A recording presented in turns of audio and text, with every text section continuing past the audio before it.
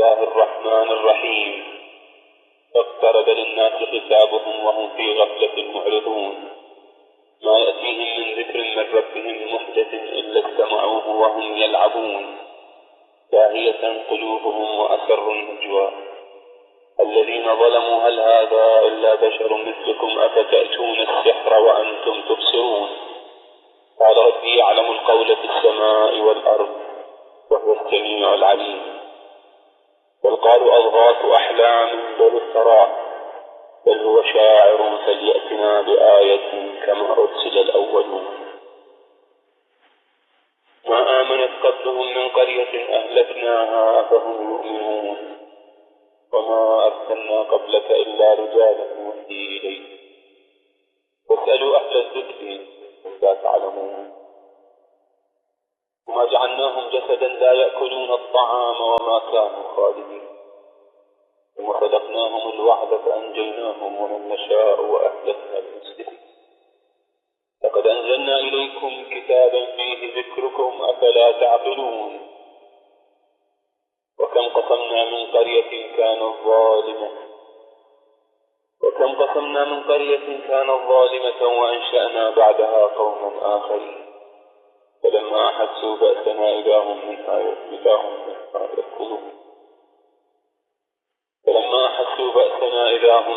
يركضون. لا تركضوا وارجعوا إلى النار ومساكنكم لعلكم تسألون.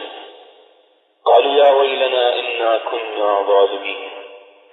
فما زالت تلك دعواهم حتى جعلناهم حصيدا خامدين. وما خلقنا السماء والأرض وما بينهما لاعبين. لو أردنا أن نتخذ لهوا لاتخذناه من لدنا إن كنا فاعلين. بل نقذف بالحق على الباطل فيدمغه فإذا هو زاهق ولكم الويل مما تصفون. لا لأمره تحمل ولا من أوليائه تحمل. حكمة بالغة فما تغني.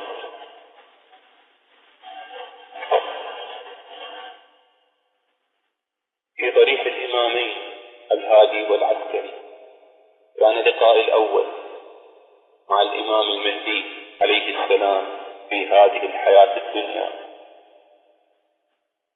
وتعرفت في هذا اللقاء على الإمام المهدي عليه السلام. كان هذا اللقاء منذ سنوات طويلة. وبعد هذا اللقاء توالت لقاءاتي معه عليه السلام. وقد وضح لي كثير من الأمور ولكنه لم يأمرني بتبليغ شيء لجهة معينة أو لشخص معين. بل كانت توجيهات تخصني وتؤدبني وتسلك بي إلى محاسن الأخلاق الإلهية. وتفضل علي ببعض العلم والمعرفة في ذلك الوقت. وعرفني بانحرافات كبيرة موجودة في الحوزة العلمية في النجف في ذلك الوقت، سواء كانت انحرافات علمية أو عملية، اجتماعية واقتصادية وسياسية، وانحرافات أشخاص يمثلون رموز هذه الحوزة العلمية. وكانت هذه المرحلة مؤلمة بالنسبة لي، حيث كانت تمثل انهيار القلعة الأخيرة التي كنت أظن أنها تمثل الحق في العالم. كانت بالنسبة لي تمثل فساد الملح. وكل شيء يفسد يصلح الملح، ولكن إذا فسد الملح.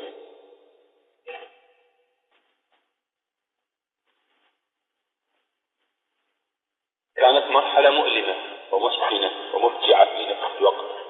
لقد أوضح لي الإمام عليه السلام الفساد والظلم، ولكنه تركني في قارعة الذنب. لا أدري ما أفعل. هل أعود من حيث أتيت؟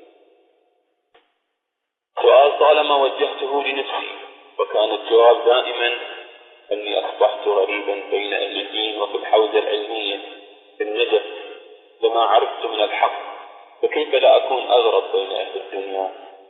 على كل حال مرت الأيام والأشهر، وشاء لي الله أن ألتقي الإمام عليه السلام، وأرسلني هذه المرة إلى الحوزة العلمية في النجف الأشرف لأطرح ما أخبرني به على مجموعة من طلبة الحوزة العلمية. وأرى من المهم أن أعرض إلى هذا اللقاء ولو إجمالا تمثل انعطافة تاريخية في حياتي، لأنها المرة الأولى التي يوجهني فيها الإمام المهدي عليه السلام للعمل وبشكل علني وصدامي في الحوزة العلمية للنجف الأشرف. على مشرفه آلاف التحية والسلام. وقصة هذا اللقاء هي أني كنت في ليلة من الليالي نائما، فرأيت رؤيا في المنام. كان الإمام المهدي عليه السلام واقفا بالقرب من ضريح سيد محمد عليه السلام أخو الإمام العسكري عليه السلام، وأمرني بالحضور للقائه عليه السلام.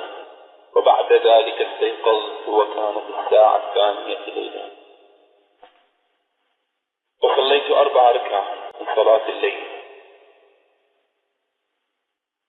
ثم عدت للنوم فرأيت رؤيا ثانية قريبة من هذه الرؤيا، وأيضا كان فيها الإمام المهدي عليه السلام يحدث لي لقاء معه عليه السلام. واستيقظت وكانت الساعة 4 ليلا، فأكملت صلاة الليل وصليت الفجر. ثم بعد يومين من هذه الرؤى سافرت إلى سامراء وزرت الإمامين العسكري والهادي عليهم السلام. ثم عدت إلى بلد وزرت الإمام سيد محمد عليه السلام. ثم إلى بغداد وزرت الإمامين الكاظم والجواد عليهم السلام. ثم إلى كربلاء وزرت الإمام الحسين عليه السلام والشهداء عليهم السلام. والتقيت بالإمام المهدي عليه السلام ليلا في ضريح الإمام الحسين عليه السلام.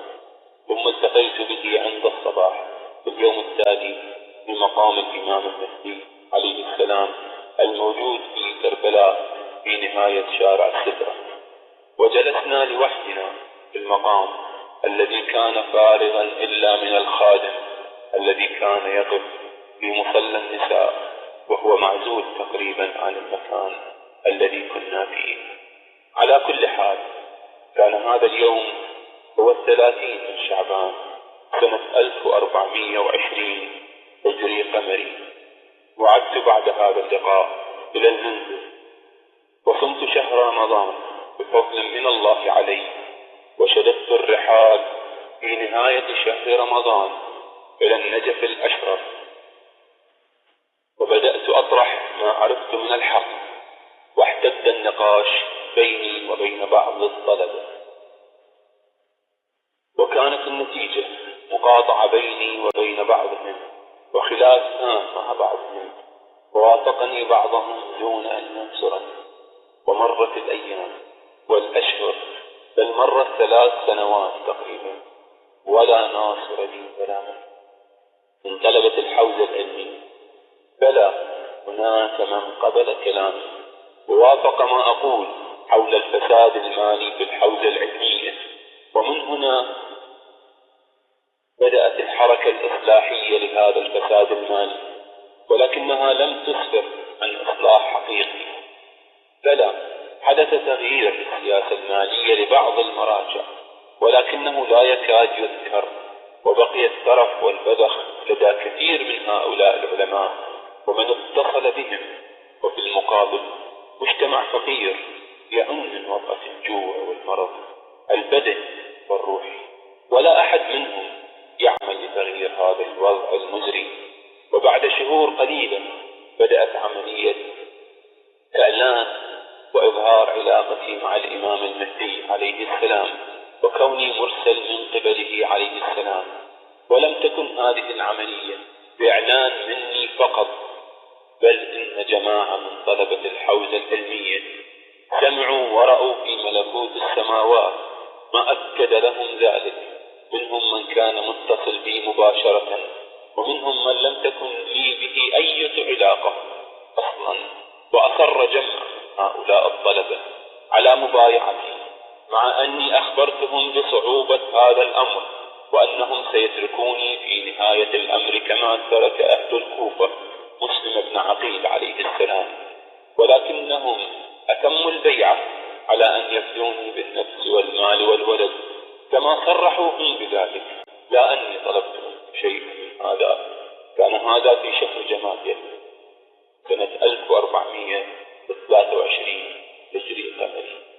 وبعد ذلك بايع كثير من طلبة الحوزة العلمية، ثم جاءهم شيء من الخوف، بدأت قوات أمن صدام الملعون تتحرك باتجاهي، فتفرق القوم ونكثوا البيعة، وكل واحد أو جماعة بحثوا لهم عن حجة لنكث البيعة وتهم يتهموني بها، ولكنهم في النهاية أجمعوا على أمرين: الأول اتهامي بأني ساحر عظيم، والثاني اتهامي بأني أسيطر على ممالك من الجن أسخرها للسيطرة عليهم. وعدت إلى داز مرة أخرى بعد أن تفرق القوم، ولم يبقى معي إلا قلة من طلبة الحوزة العلمية وبعض المؤمنين. وفي هذا العام 1424 هجري قمري، وفي شهر جمادي الأولى، جاءني جماعة من هؤلاء المؤمنين وجددوا البيعة لي وأخرجوني من داري، وبدأت الدعوة من جديد. وفي آخر يومين من شهر رمضان من هذا العام 1424 هجري قمري، أمرني الإمام المهدي عليه السلام أن أبدأ بمخاطبة أهل الأرض بأجمعهم، وكل بحسبه وبحسب الأوامر التي تصدر من الإمام المهدي عليه السلام. وفي يوم 3 من شوال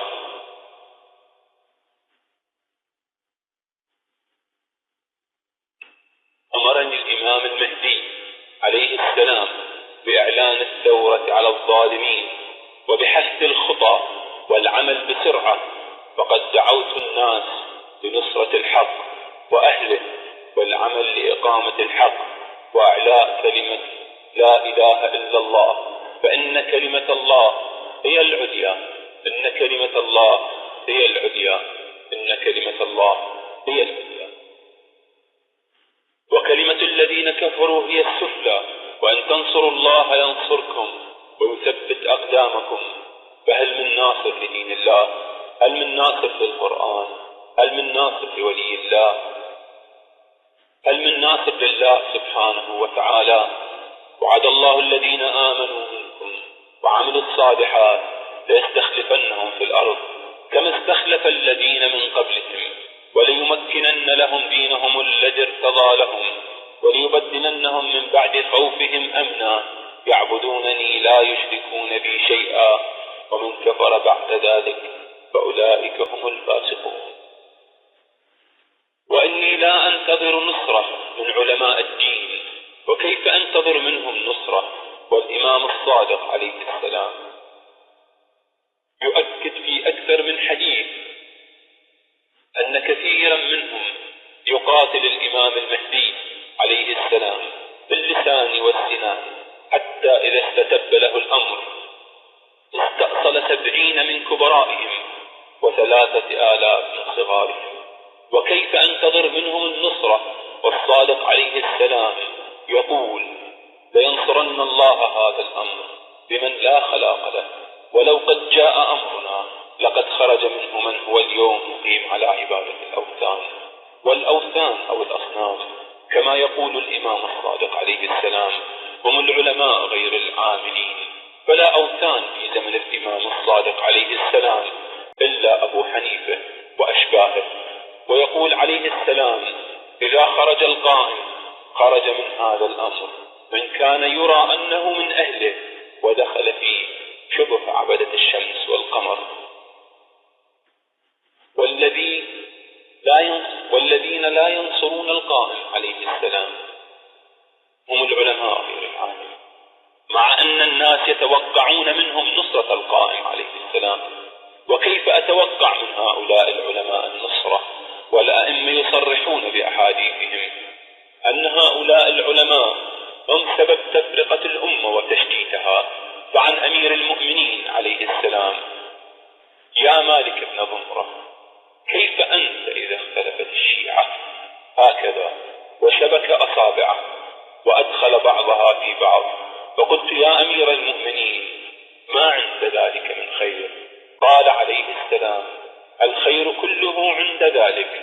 يقوم قائمنا ويقدم 70 رجلا يكذبون على الله ورسوله ويقتلهم ويجمع الله على أمر واحد. يكذبون على الله ورسوله، أي علماء غير عاملين. وعن الصادق عليه السلام أن يكون ذلك ولم يستدر الفلك حتى يقال مات أو هلك في أي واد سلك. فقلت وما استدارة الفلك؟ فقال اختلاف الشيعة بينهم. وهذا ما يفتي به بعض علماء الشيعة اليوم، أنه لا نهاية للغيب الكبرى ولا أحد يراه أبدا، وهم بالحقيقة لا يريدون ظهورا ثم قيامة، لأن ظهوره يعني نهاية مرجعياتهم التي جعلت الشيعة طرائق قددا وفرقتهم ممزقا. وفي الرواية عنهم عليهم السلام إذا قام القائم عليه السلام سار إلى الكوفة فيخرج منها 1,000 نفس يدعون البترية عليهم السلاح، فيقولون له ارجع من حيث جئت، فلا حاجة لنا في بني فاطمة عليه السلام. فيضع فيهم السيف حتى يأتي على آخرهم، ثم يدخل الكوفة ويقتل بها كل منافق مرتاب، ويهدم قصورها ويقتل مقاتليها حتى يرضى الله عز وعلا. وعن الباقر عليه السلام يدخل الكوفة أي القائم وبها 3 رايات قد اضطخبت فتصفو له، ويدخل حتى يأتي المنبر ويخطب. وعن الباقر عليه السلام أنه قال لتمخضن يا معشر الشيعة شيعة آل محمد كمخيض الكحل بالعين، لأن صاحب الكحل يعلم متى يقع في العين ولا يعلم متى يذهب. ويصبح أحدكم وهو يرى أنه على شريعة من أمرنا فيمسي وقد خرج منها، ويمسي وهو على شريعة من أمرنا فيصبح وقد خرج منها. وكيف أتوقع منهم النصرة ورسول الله صلى الله عليه وآله يقول سيأتي زمان على أمتي لا يبقى من القرآن إلا رسمه ولا من الإسلام إلا اسمه، يسمون به وهم أبعد الناس منه، مساجدهم عامرة وهي خراب من الهدى. فقهاء ذلك الزمان شر فقهاء تحت ظل السماء، منهم خرجت الفتنة وإليهم تعود. وقال رسول الله صلى الله عليه وآله عن الله سبحانه وتعالى في المعراج قلت إلهي فمتى يكون ذلك؟ أي قيام القائم عليه السلام. فأوحى إلي عز وجل يكون ذلك إذا رفع العلم وظهر الجهل وكثر القراء وقل العمل وكثر الفتك وقل الفقهاء الهادون وكثر فقهاء الضلال الخونة وكثر الشعراء واتخذ أمتك قبورهم مساجد وحليت المصاحف وزخرفت المساجد وكثر الجوع. والحمد لله رب العالمين. الحمد لله مالك الملك مجري الفلك مسخر الرياح بالغ الأسباب ديان. الحمد لله الذي من خشيته ترعد السماء وسكانها وترجف الأرض وأنهارها وتموج البحار ومن يسبح في أمرانها. الحمد لله رب العالمين. الحمد لله رب العالمين. الحمد لله رب العالمين. وعلى كل حال فيا أهل العراق إن أبي قد أرسلني لأهل الأرض وبدأ بهم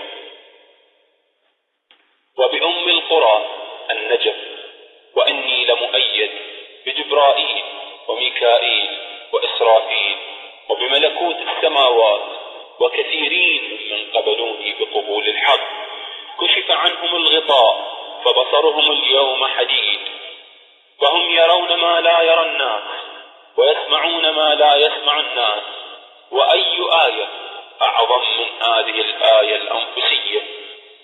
ولو فتحنا عليهم بابا من السماء فظلوا فيه يعرجون لقالوا إنما سكرت أبصارنا بل نحن قوم مسحورون. وأما الرؤيات فكل مدة من الزمن يأتيني وفد من محافظات بعضها بعيدة عن النجف، وقد رأى الكثير منهم في منامهم ما يؤيد هذه الدعوة الحقة، ولو كانت رؤية أو رؤيتان لكسبيل لأعداء آل محمد عليهم السلام على ردها.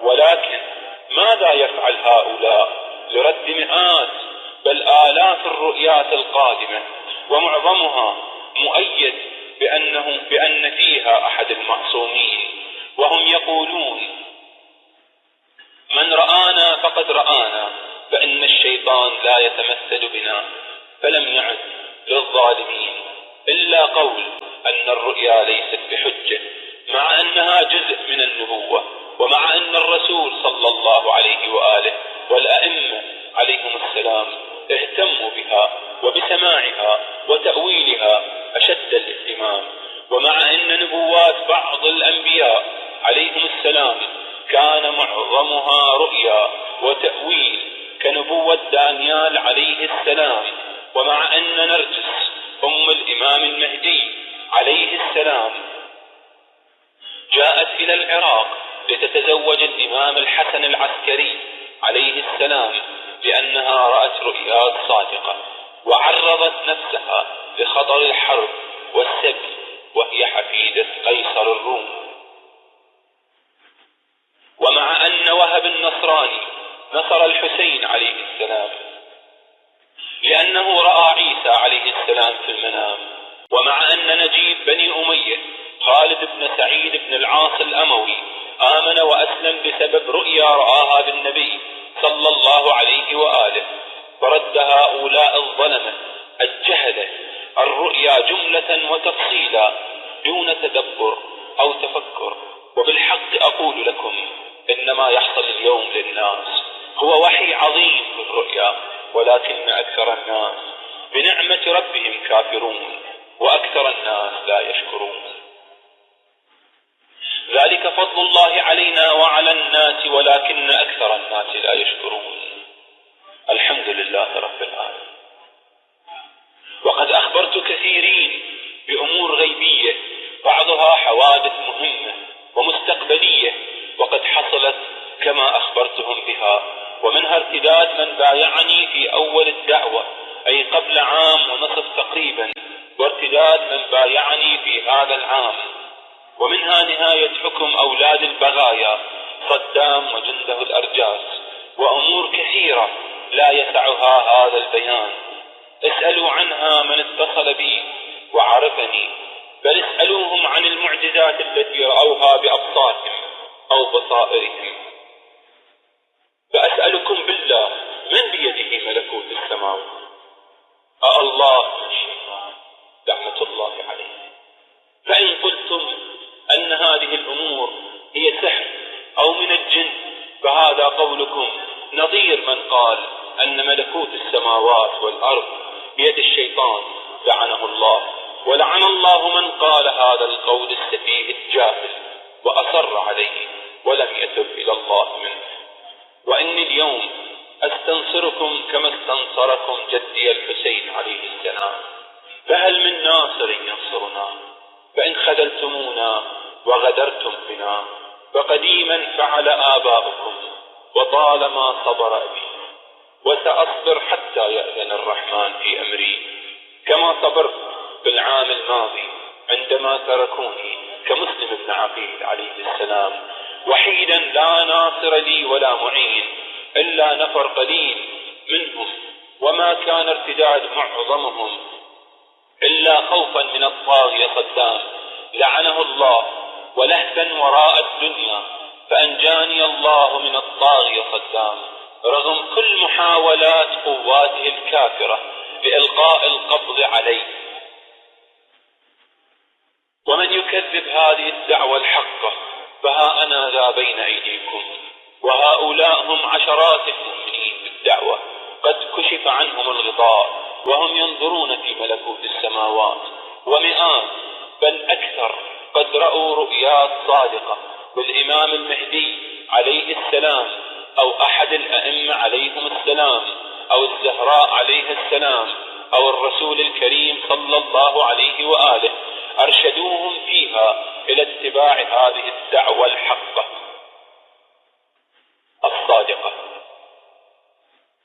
وأنا مستعد للمباهلة، بل وأتحدى علماء جميع طوائف المسلمين، شيعة وسنة وعلماء النصارى واليهود، بأني مرسل بالنسبة للمسلمين من المهدي عليه السلام، وبالنسبة للنصارى من عيسى عليه السلام، وبالنسبة لليهود من إيليا عليه السلام، ومستعد لمناظرة كل أصحاب كتاب بكتابهم، وأنا العبد المسكين الجاهل أعلم منهم بالقرآن وبالإنجيل وبالتوراة وبمواضع التحريف فيها بما آتاني الله من علمه،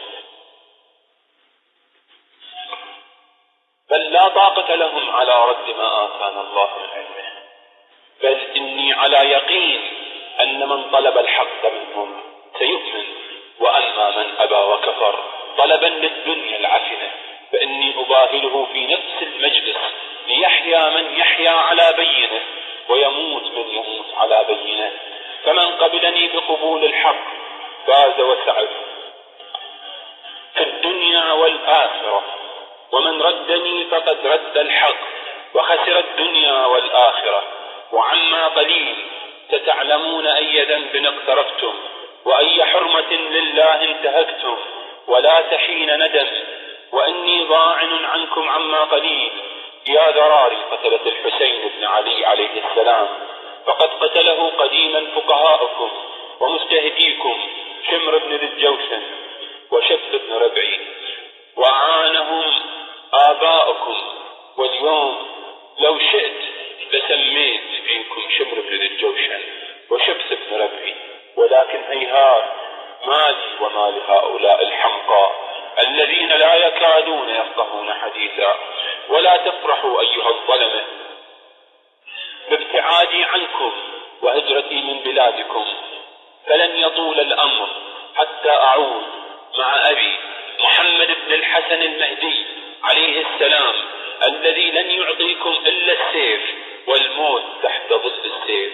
يا من رضيتم بفعل آبائكم واتبعتم الشمر لعنه الله في زمانكم، وشبث بن ربعي لعنه الله في دياركم، ولن ينفعكم الندم حينها يا قتلة الأنبياء وأبناء الأنبياء، ولن تجدوا إلا خسران الدنيا والآخرة جزاء بما اقترفت أيديكم وألسنتكم من الزور والبهتان والكذب والافتراء والاتهامات الباطلة.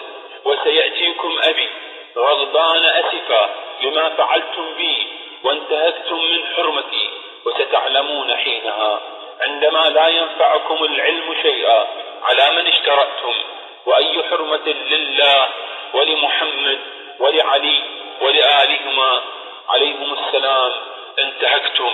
فيا شذاب الأحزاب ونبذة الكتاب وعصبة الإثم ومحرف الكلم وقتلة الأنبياء وأبناء الأنبياء، لن يمكنكم الله من عنقي كما مكن أسلافكم من جدي الحسين عليه السلام. فهذه هي النهاية، واليوم يوم الله الأكبر، وهذا نذير من النذر الأولى، وإنها لإحدى الكبر نذيرا للبشر. وسأعود لأبي محمد بن الحسن المهدي عليه السلام لأخبره بتكذيبكم إياي وانتهاككم بحرمتي بالبهتان وقول الزور، وأخيرا محاولتكم لسجني وقتلي لا لشيء، فقط لأنكم تعلمون أن الحق الذي جئت به لن يبقي لباطلكم شيئا، وإلا فها أنتم تصافحون من ينكر وجود الله كالشيوعيين ولا تنكرون عليهم قول أو يا قوم إن كان الصبر عليكم